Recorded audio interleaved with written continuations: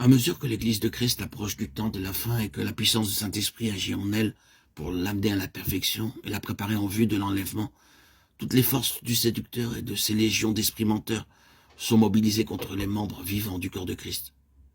C'est de cet assaut d'esprit séducteur à la fin de l'économie actuelle que parle le Seigneur lorsqu'il emploie le mot « séduit » pour caractériser les manifestations sataniques des jours de la fin. Prenez garde qu'aucun homme ne vous séduise, dit-il, car plusieurs viendront en mon nom disant « Je suis le Christ ». Et ils séduiront bien des hommes. Matthieu 24, 4, 5. Et plusieurs faux prophètes surgiront qui séduiront un grand nombre de gens. Matthieu 24, 11. Car il surgira de faux Christ et de faux prophètes, faisant de grands signes et prodiges afin de séduire, si possible, même les élus. Matthieu 24, 24. Ces citations, ces versets nous enseignent qu'il ressort que la séduction annoncée est du domaine spirituel. À la fin de l'économie, les fidèles attendent la venue du Seigneur. Ils sont attentifs, intéressés à tout ce qui se passe dans le domaine surnaturel. Et les esprits séducteurs se prévalent de cette expectative pour le faire tomber au piège de faux Christ, de faux prophètes, de grands signes et de prodiges où les contrefaçons sont mêlées aux vraies manifestations de l'Esprit de Dieu. Le Seigneur dit que les hommes seront séduits concernant le Christ et sa parousie, concernant les prophéties, concernant les preuves qui y seront données, les signes qui accompagneront l'enseignement des faux prophètes, des communications du monde surnaturel transmises par des messages inspirés, des prodiges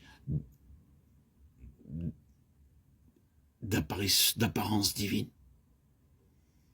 Et par conséquent, contrefaçon si exacte de l'action de Dieu qu'il sera impossible de distinguer le vrai du faux, même à ceux que Jésus désigne comme les élus.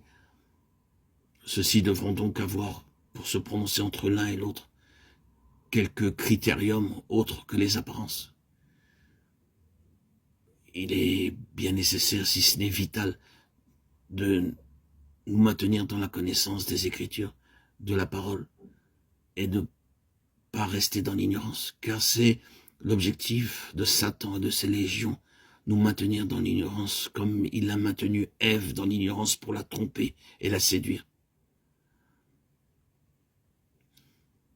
Il est clair que tout enfant de Dieu doit connaître la parole, s'en saisir, s'en nourrir, car c'est par excellence l'arme, l'épée, qui triomphera et qui fera tomber Satan et toutes ses légions.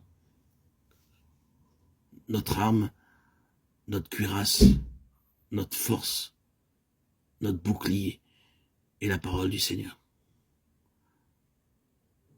Christ nous fait connaître sa parole.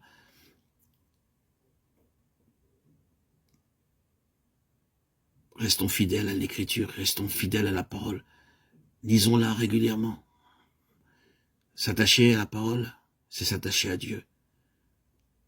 Le Verbe qui s'est fait chair, Christ.